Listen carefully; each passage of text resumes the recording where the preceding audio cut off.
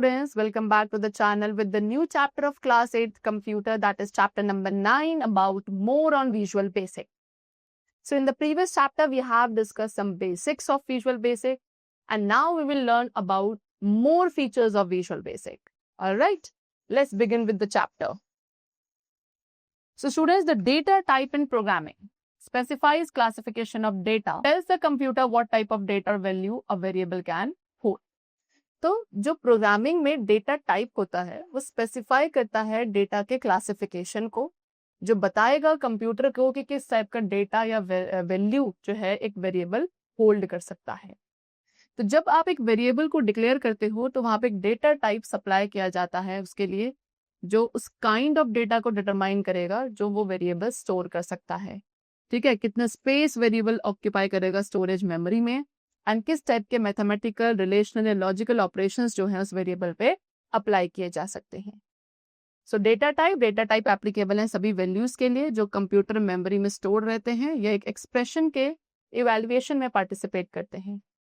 हर एक data type की limits होती हैं to the kind of information and minimum and maximum values जो वो होल्ड कर सकता है। विजुअल बेसिक क्लासिफाई करता है डेटा टाइप्स को टू मेजर कैटेगरीज में, that is the numeric data types and non numeric data types. Numeric data types कौन सा होता है? वो एक ऐसा टाइप ऑफ डेटा है जिसके अंदर नंबर्स होते हैं, उन्हें मैथमेटिकली कंप्यूट किया जा सकता है स्टैंडर्ड ऑपरेटर्स के साथ, such as addition, subtraction, multiplication, division, so on. ठीक है, they have given you the numeric data types, जैसे कि बाइट का स्टोरेज साइज होता है 1 बाइट का, ये इंटीजर वैल्यूज को स्टोर करता है। इंटीजर केवल होल नंबर इंटीजर्स को स्टोर करेगा। लॉन्ग आपका सेम इंटीजर डेटा टाइप की तरह है एंड इसमें केवल इंटीजर वैल्यू स्टोर होती है। सिंगल में फ्लोटिंग पॉइंट स्टोर किया जाता है, फ्लोटिंग पॉइंट नंबर जिसमें एक डेसिमल पॉइंट होगा। जब भी आपको एक फ्रैक्शनल नंबर या डेसिमल इंटीजर चाहिए तो आप इसी डेटा टाइप का यूज करेंगे। Alright, then double same single data type की तरह है बट इसमें फ्लोटिंग नंबर्स की ह्यूज रेंज होती है। देन करेंसी मॉनेटरी वैल्यूज को स्टोर करता है, ये लार्ज वैल्यूज को सपोर्ट करेगा, like 4 digits to the right of 4 digit to the right of decimal point and 15 digits to the left of decimal point. Alright, next we come to what? Non numeric data types. Non numeric data types आपके वो data हैं जो manipulate किए जा सकता है mathematically. Non numeric data type के अंदर टेक्स्ट और स्ट्रिंग डेटा टाइप्स होते हैं, डेट डेटा टाइप्स होता है, बूलियन डेटा टाइप्स होता है जो केवल 2 वैल्यूज को स्टोर करेगा, दैट इज ट्रू और false, object data type and variant data type. Alright, so now let's discuss about some non numeric data types. Number 1 we have string. तो string क्या करता है? अल्फा न्यूमेरिक वैल्यूज जो है fix length की उन्हें store करता है। स्ट्रिंग के अंदर अल्फा न्यूमेरिक वैल्यू स्टोर होती है वेरिएबल लेंथ की। डेट के अंदर डेट एंड टाइम वैल्यूज को स्टोर किया जाता है। बुलियन में आपका इधर ट्रू और फॉल्स स्टोर होगा या इधर ट्रू और फॉल्स वैल्यू स्टोर की जाती है and it is not same as numeric values. Object किसी भी ऑब्जेक्ट रेफरेंस के लिए यूज होता है एंड वेरिएंट केवल कोई न्यूमेरिक वैल्यू को स्टोर करेगा एंड ये विजुअल बेसिक का एक डिफॉल्ट डेटा टाइप है।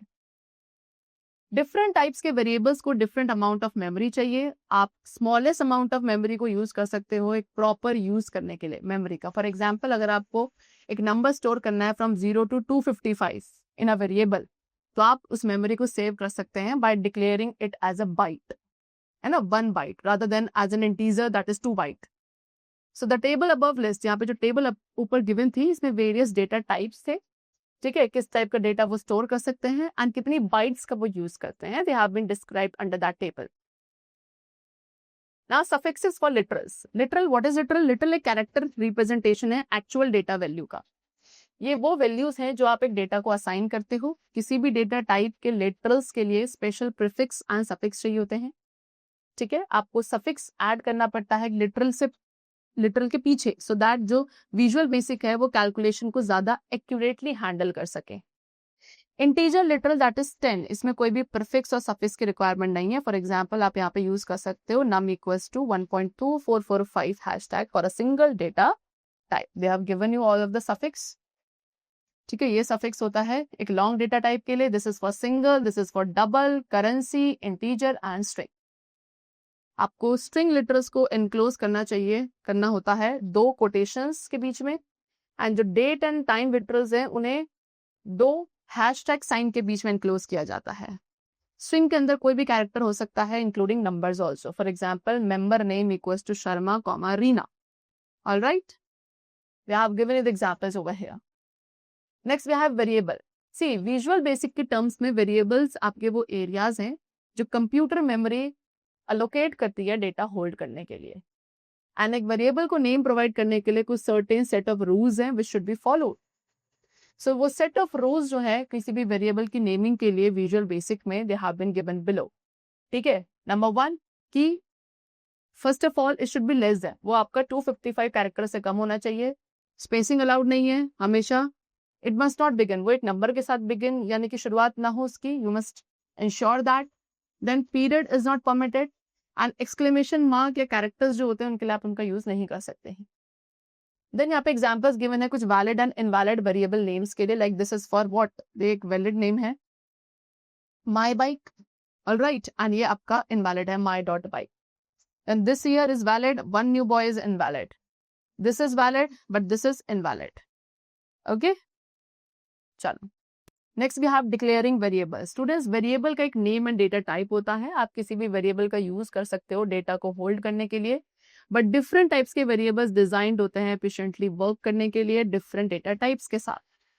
विजुअल बेसिक में वेरिएबल को डिक्लेयर किया जाता है by using dim, that is short for dimension statement. तो यहाँ पे सिंटेक्स आपको गिवन है, dim variable name as data type. तो डेटा टाइप है वेरिएबल का एंड द टाइप्स यहाँ पे इंक्लूडेड होते हैं, that is string, integer, double, Boolean etcetera. अगर आपको इससे ज्यादा वेरिएबल्स डिक्लेयर करने हैं तो आप उन्हें एक सेपरेट लाइन में डिक्लेयर कर सकते हो, या फिर आप उन्हें कंबाइन कर सकते हो more in one line separating each variable with a comma. Now see visual basic जो है एक्चुअली इसमें कोई भी स्पेसिफिकली एक वेरिएबल को डिक्लेयर करना रिक्वायर्ड नहीं होता है बिफोर इट इज यूज्ड। अगर एक वेरिएबल डिक्लेयर नहीं है तो विजुअल बेसिक ऑटोमेटिकली वेरिएबल को एक वेरिएंट डिक्लेयर कर देगा एंड वेरिएंट आपका डेटा टाइप है जो किसी भी टाइप ऑफ डेटा को होल्ड कर सकता है। Then we have constant. Constant आपके वेरिएबल्स की तरह हैं लेकिन इनकी वैल्यूज जो हैं कुछ चेंज नहीं होती है किसी भी प्रोग्राम के एग्जीक्यूशन के दौरान। एंड इनकी वैल्यूज को डिफाइन किया जाता है डिक्लेरेशन के टाइम पर एंड ऑल्सो इनके अंदर डेटा टाइप्स यूज होता है। So how to declare a constant, तो जो सिंटेक्स आप यूज करेंगे कांस्टेंट को डिक्लेयर करने के लिए, that is constant name as data type equals to value. अब गिवन है constant phi as single equals to 3.142, constant temperature as single equals to 36 and constant score as single equals to 100. Now assigning values. अब कैसे variables को values assign करी जाती है? So students, you can assign the values to the variables after declaring the variables using the dim statement. तो variables आपके initialize किए जाते हैं या तो declaration के दौरान और after the declaration. And जो value assigning का format होता है एक variable के लिए, that is variable equals to expression. अब एक्सप्रेशन मैथमेटिकल एक्सप्रेशन भी हो सकती है, it could be number also और a string. They have given you some examples which shows the initialization of a single and multiple variables. Like एक single variable को initialize करना है व्हेन इट इज डिक्लेयर्ड, तो आप इस तरीके से करेंगे, dim num as integer equals to 12 and dim string as string equals to hello। Then multiple variables को डिक्लेयर करना है तो यहाँ पर हर एक वेरिएबल आपका डिक्लेरेशन लाइन में ही इनिशियलाइज होगा। देन आपको वेरिएबल को इनिशियलाइज करना है after the declaration has been done. And if you want to change the variable, आप वेरिएबल की वैल्यू को किसी भी टाइम पर अगर चेंज करना चाहते हैं during the program after the initialization has already been done, so you will use this programming.